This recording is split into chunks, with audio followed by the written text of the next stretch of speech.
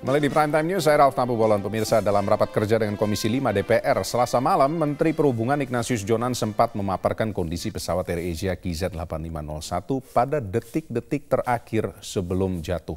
Jonan berdasarkan data dari Air Traffic Controller ATC Bandara Soekarno-Hatta mengatakan pesawat sempat naik dari ketinggian 32.000 ke 37.900 kaki hanya dalam hitungan waktu 45 detik saja atau bergerak hampir 6.000 kaki dalam waktu kurang dari 1 menit. Padahal menurutnya sebuah pesawat tempur saja membutuhkan waktu 1 menit untuk naik setinggi 2.000 kaki. Jonan menambahkan setelah naik cepat, pesawat kemudian mengalami stall atau kehilangan daya angkat dan langsung hilang dari radar pada ketinggian terakhir di 24.000 kaki. Meski demikian, Jonan enggan berspekulasi terkait apa yang terjadi di balik manuver pesawat itu.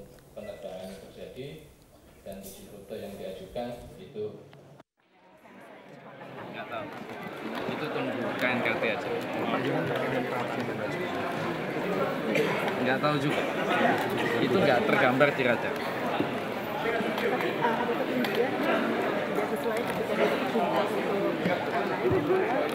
Itu naik sendiri karena sudah dikontak.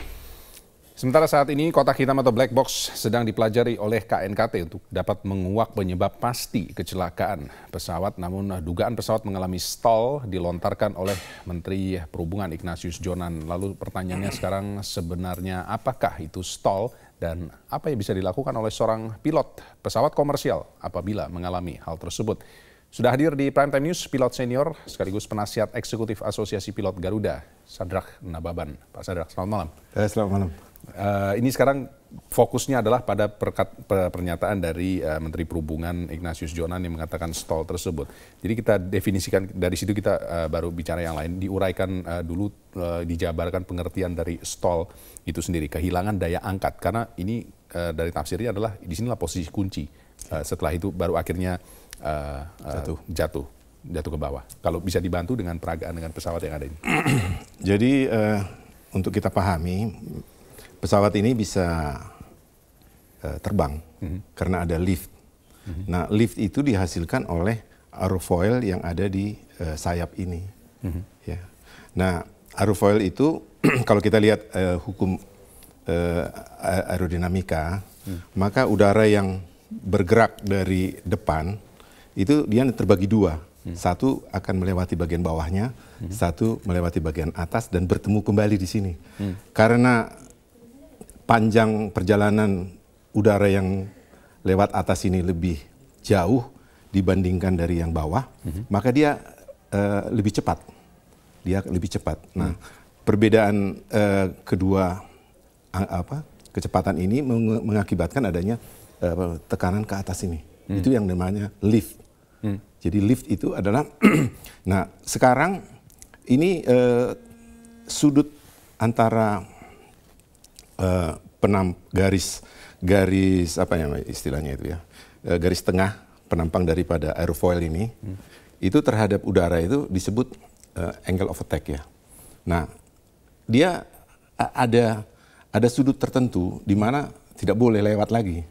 Ya, kalau di Airbus, kalau semuanya proteksi di komputernya itu bekerja, dia tidak akan pernah bisa mencapai posisi yang stall tadi. Dia akan dikoreksi sendiri oleh komputer. Jadi nggak bisa. Biarpun kita pilotnya narik pun maksimum, itu nggak akan bisa. Tidak akan bisa. Dia akan dikoreksi. Itu berlaku untuk semua jenis pesawat atau khusus Enggak, Airbus? Untuk Airbus saja. Untuk Airbus. Untuk Airbus dengan yang modern sekarang. Jadi kenapa dia menjadi ada stall? Itu karena kalau dia sudutnya sudah sedemikian tinggi, maka yang di bagian atas ini akan ada semacam turbulensi, vortex gitu, turbulensi, sehingga dia menghilangkan lift tadi.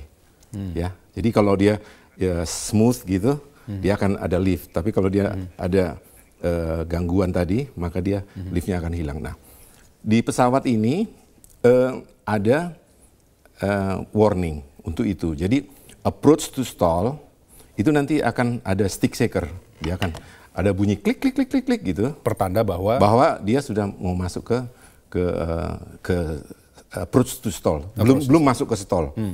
Warning. Ya, warning. Nah, itu pilotnya bisa melakukan tindakan koreksi dan itu sudah dilatih berulang-ulang. Jadi kalau approach to stall itu lalu diadakan pelatihan dan itu bisa ketika clean configuration maupun pada landing configuration. Jadi itu sudah menjadi quote-unquote makanan sehari-hari lah buat pilot.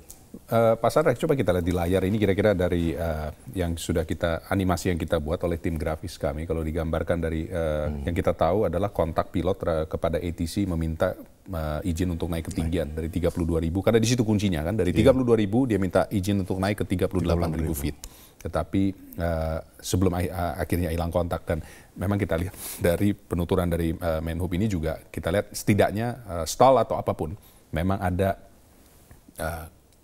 upaya untuk menaikkan pesawat ini secara vertikal yang sangat di luar kebiasaan, baik dari sisi sudut ketinggian dan juga kecepatan. Apa kira-kira yang bisa Pak Sadrak jelaskan kalau dari fakta yang kita punya? Seperti jadi alasan mereka untuk naik dari 32.000 ke 38.000 itu masih belum jelas ya. Alasannya apa? Karena sebelumnya dugaan-dugaan kan dia mau menghindari awan. Awan CB. Nah, kalau awan CB itu biasanya menghindarinya ke kiri atau ke kanan, nggak pernah ke atas. Nah, jadi ada alasan tertentu yang saya tidak tahu, mungkin kenapa pilotnya mau naik ke atas. Kalau dalam keadaan yang normal, kita naik ke atas itu untuk mencari optimum level. Karena memang di tiap-tiap penerbangan, bergantung pada berat yang bobot daripada pesawat itu ada yang namanya optimum level yang paling ekonomis untuk diterbangkan. Dan saya tahu katanya di dalam flight plan-nya dari penerbangan ini sebetulnya mereka itu adalah intended levelnya adalah 38.000 kaki. Tapi karena ada banyak traffic maka mereka mendapatkan 32.000 kaki. Nah, sekarang kalau ada informasi yang saya juga nggak mengerti persisnya bagaimana, tetapi diinformasikan bahwa berdasarkan radar ya. Di radar plot itu mereka berpindah ketinggian pada kurun waktu yang sedemikian sempit. Sangat cepat. Sangat cepat. Sehingga terlihatlah bisa rate of climb-nya more than 6,000 barangkali atau berapa.